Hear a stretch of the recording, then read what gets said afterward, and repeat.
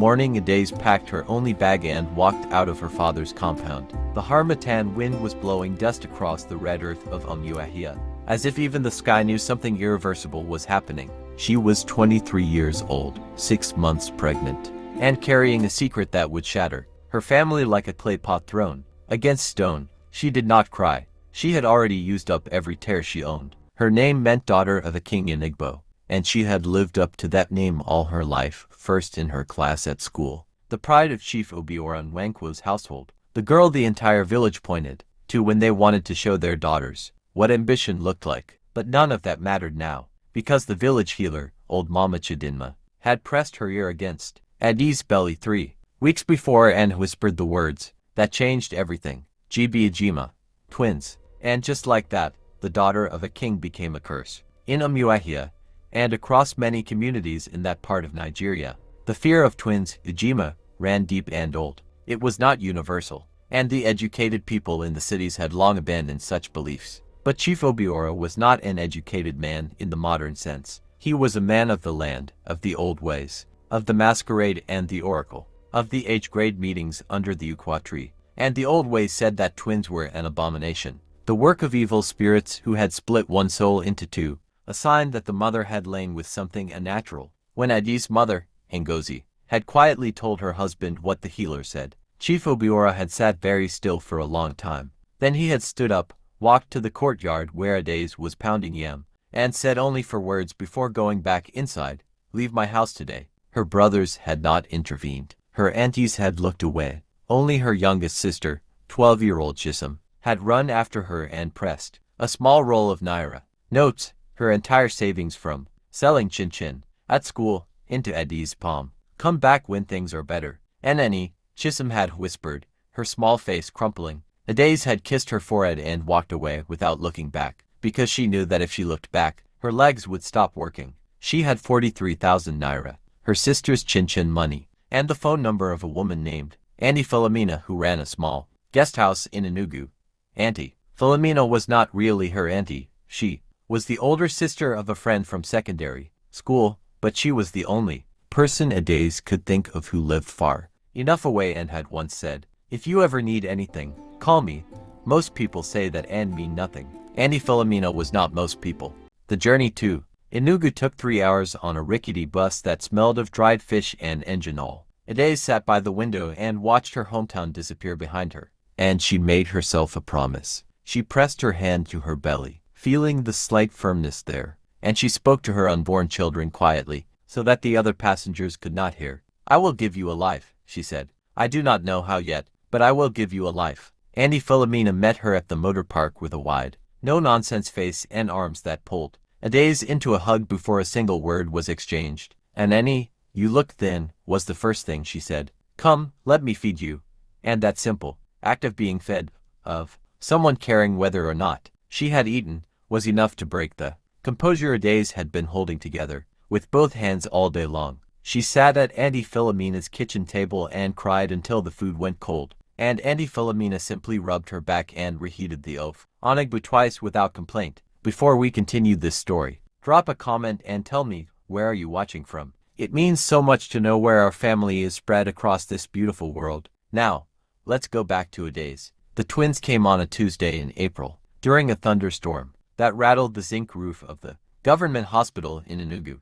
Adaze had been in labor for 18 hours, and she had done it alone. Auntie Philomena had to stay behind to manage a situation at the guest house, and there was no one else. She lay in a ward with 7 other women, separated by thin curtains, and when the nurse finally placed 2 small, warm, and possibly perfect babies on her chest, a boy and a girl, Adaze felt something happen inside her that she had no word for. It was not just love, it was architecture. It was as if something was being built inside her that had never existed before, floor by floor, beam by beam, something enormous and load-bearing, that she knew would never come down as long as she lived. She named the boy Chukwemeka, God has done great things. She named the girl Olachi, God's wealth. She held them and she understood, for the first time in her life, what she was made of. The years that followed were not easy. They were not the kind of years that have soft edges in the memory. They were years of calculations. Can I afford this tin of milk? Can I pay this school fee? Can I keep this light on 1 more month? Auntie Philomena let her stay at the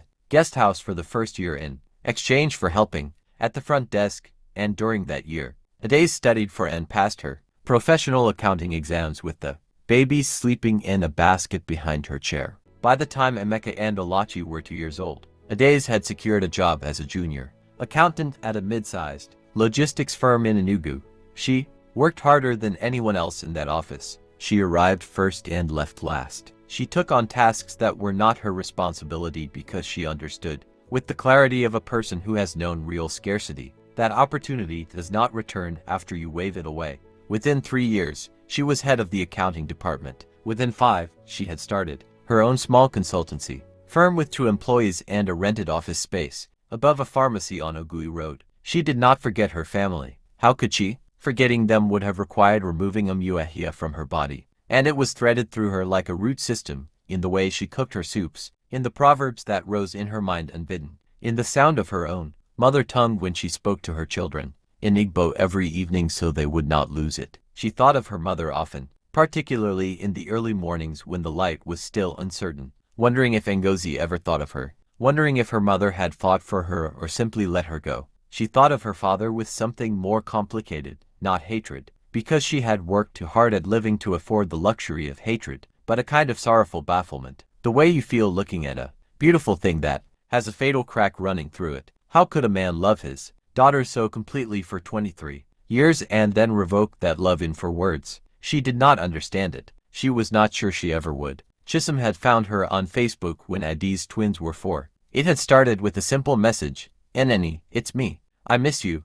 They had begun a careful correspondence, texting back and forth like two people diffusing something fragile. Through Chisholm, Adaze learned things about Umuahia in careful drips, that their mother had aged quickly, that their father had been ill twice, that the family compound had new paint on the walls but the same silence inside, that nobody spoke of Adaze, not because they had forgotten her, but because her name in that house was like pressing on a bruise. Everyone moved around it. Adaze never sent money home. This was deliberate, not out of spite, but out of self-protection. She knew that money had a way of reopening doors before the people behind them had done the work of deserving to walk through them again. She was not ready for that door to open. She was not sure they were either. The twins grew into children who were remarkable not because of any one extraordinary talent, but because of the sheer solidity of their characters. Emeka was the boy who organized things, classroom events, neighborhood football tournaments, the schedule of their chores at home, with the calm efficiency of someone twice his age. Olachi was the one who noticed people. She would sit quietly in a room and then say, with the accuracy of a surgeon, exactly what the adult in the room was feeling but not saying. "Mummy, you are sad today but you don't want us to know," she said to Adaze once when she was 7. Adaze had stared at her and then laughed until her ribs ached. When the twins were 9, something changed in Umuahia that Adaze was not prepared for. Chisholm called her an actual phone call, not a text, and when Adaze heard her sister's voice, she knew immediately that something was wrong. Chisholm had always communicated in text and emojis. A voice call meant wait. "Papa had a stroke," Chisholm said. The silence on the line stretched out like the road between Enugu and Umuahia. "Is he alive?" Adaze asked, and her voice came out very even, very controlled, and she hated herself a little for noticing that her first question was not more devastated. "He is alive, but he cannot walk properly, and his speech is affected." Adaze, Chisholm paused, and Adaze could hear her choosing her words the way you choose footing on a rocky path. "He has been asking for you." Chisholm, I know. I'm just telling you what is." Adaze sat with that information for 3 days. She went to work. She cooked dinner. She helped Olachi with her homework and watched Emeka practice his multiplication tables. She prayed the way she had always prayed, not loudly or dramatically, but in a low persistent conversation with God that sounded like a river talking to its banks. And on the 3rd morning, she knew what she was going to do. She did not go alone. This was important. She drove to Umuahia in her own car, a Honda CR-V. She had bought with money she had earned with her own hands, with Emeka and Olachi in the back seat, dressed in their good clothes, curious and quiet, sensing that this journey was significant in a way their regular trips were not. She had told them about their grandfather and the family compound. She had been careful with the truth, not hiding it, but shaping it in the way that a mother shapes difficult information for children. Enough truth for them to understand. Enough softness for them not to carry wounds they had not earned. Your grandfather made a choice that hurt us, she had said. But he is still your grandfather. And he is ill, and we are going to see him because we are not the kind of people who repay pain with more pain. Emeka had thought about this and said, like returning evil for evil, Ades had said. Exactly.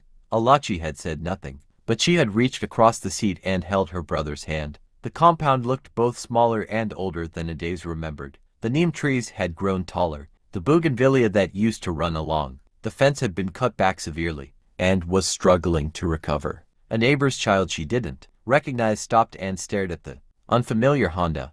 Ades turned off the engine and sat. For a moment, she breathed in, she breathed out. Then she got out of the car. This is one of those moments that stays with you. I need to pause here and ask you again. Drop a comment and tell me where you're watching from. Are you in Nigeria, Ghana, the UK, America, Australia? Wherever you are part of this family. Now let's see what happens when Ades walks through that gate. Her mother came to the gate. Ngozi. She was smaller than Ades remembered, and her hair was fully gray now, and the skin around her eyes had gathered itself into fine lines. She stopped when she saw Ades, and her hand flew to her mouth. And the sound she made was not a word, it was not language at all. It was the sound that a person makes when something lost and grieved for suddenly, impossibly, appears in front of them. And Ngozi whispered, my mother. It is what Igbo parents call their daughters. It means something circular, something that cannot be put in a straight line. The love that goes through generations and comes back on itself. And you came. I came, Ades said. And then her mother was holding her the way she had not been held since she was a child sick with fever. And Ades, who had held herself together through labor and poverty and loneliness and years of building something out of nothing, felt her knees want to buckle. She kept them straight, but she let herself be held. It was Alachi who noticed the twins, grandmother first looking at them over Adie's shoulder, with the expression of someone seeing a miracle they had been told they did not deserve. Alachi stepped forward with a composure that no 9-year-old should have had, extended her small hand, and said, Good afternoon, Grandma. My name is Alachi. This is my brother Emeka.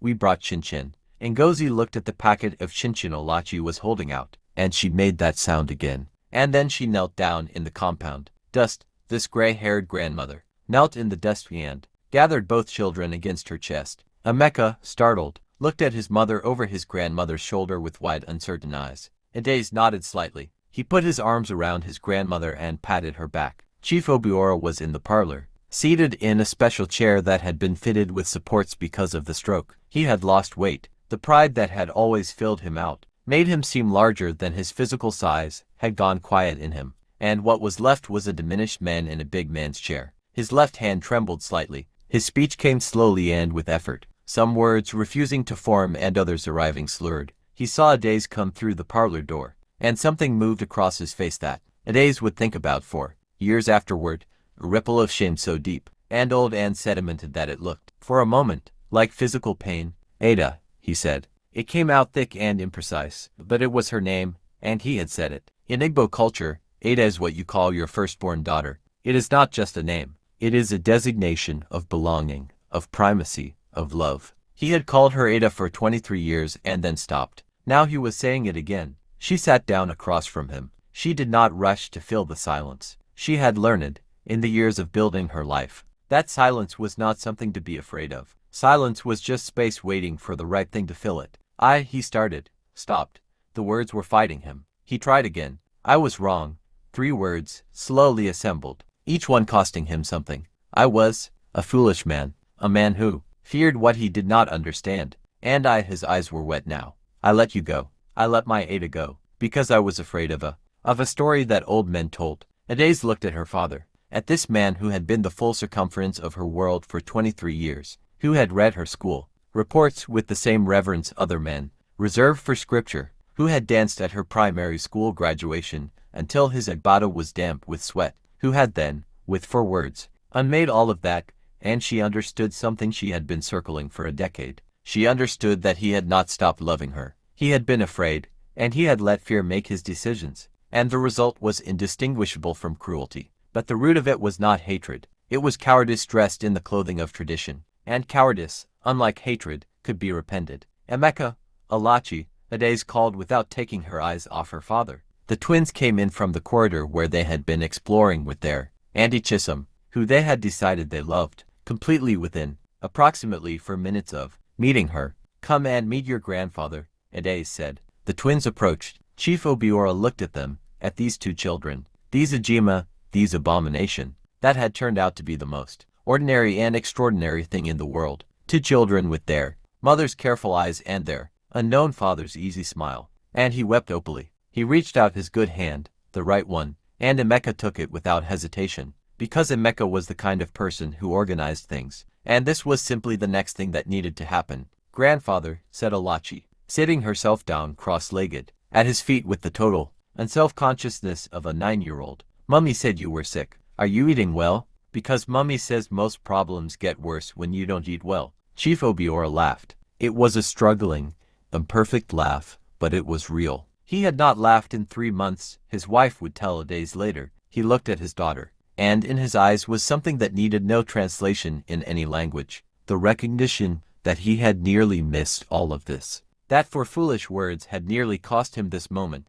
these children, this daughter who had built herself into someone extraordinary without his help, who had come back anyway, who had brought his grandchildren to lay at his feet not as a punishment but as a gift. "She is right," he said to Emeka, slowly, carefully. "I must eat well." He looked at Ades. "Will you stay a few days?" Ades thought of the drive back to Enugu. She thought of the office, of the meetings she had scheduled, of the efficient forward momentum of the life she had built. Then she thought of her mother's face at the gate. She thought of Chisholm's chin-chin, money pressed into her palm on the worst morning of her life. She thought of how a thing can be broken and then, slowly, painstakingly, become something else, not the original thing. Because the original thing is gone, but something with its own integrity, its own strength, like a bone that heals stronger at the fracture. "Yes," she said, "we will stay." The reconciliation of the Mlanko family was not a single dramatic moment. It was the work of months, phone calls and visits and awkward silences and arguments and cooked meals and shared sleeping, arrangements and the particular intimacy of watching someone you love struggle with illness. It was Ngozi traveling to Enugu to watch the twins in their school play and sitting in the front row, crying through the whole thing. It was Chief Obiora, slowly and with his daughter's patient help, learning to say, "I was wrong in 100 different ways to 100 different people, including the village, including the same elders who had reinforced his fear, because he had decided that if he was going to spend whatever years he had left, he would spend them on the right side of truth." There was a Sunday in June, 2 years after that first visit, when the family sat together in the compound for Emeka and Olachi's 11th birthday. Auntie Philomena had driven from Enugu with a cooler of food. Chisholm had organized decorations with the twins' enthusiastic help. Chief Obiora sat in his good chair under the mango tree, his right hand holding Olachi's as she talked to him about her science project with total confidence in his interest. Ngozi moved between kitchen and compound with the energy of a woman 10 years younger. Ades stood at the edge of the compound, with a cup of zobo in her hand and watched all of this, and she thought about the morning. She had walked away from this place with 43,000 naira and nothing else. She thought about the woman she had become in the space that was created by her family's rejection, that hard and terrible space that had turned out, somehow, to be exactly the space she needed to discover what she was capable of. She thought about her twins, these two beautiful people who were not a curse or an abomination or anything other than exactly what they were, her greatest joy, her reason, the two heartbeats she had spoken to on a dusty road and promised a life. She had given them a life, more than she had known how to promise. Her father's voice came across the compound, slowed and shaped by effort but clear enough. "Ada, come and sit with us. Stop standing at the edge of things like you are not part of them." Ades looked at him, at this old man learning, in his final chapters, to be better than his beliefs had allowed him to be, at this family that had failed her and was now, day by day, trying to rebuild what failure had destroyed. She walked across the compound and sat down. She was part of it. She had always been part of it. And now, finally, hard-wantedly, at a cost that she would never fully name, they all knew it too. If this story moved you, please share it with someone who needs to hear it today. And if you haven't already, drop a comment right now telling me where you're watching from. Every comment reminds me that Look this how community neat is real, these are. that these stories matter, I drew and a that somewhere picture out of us there, reading someone them needed to later. hear Adi's story, maybe because it is also their Look how own. neat God bless these you, are. and I will see you in the I next drew a one. picture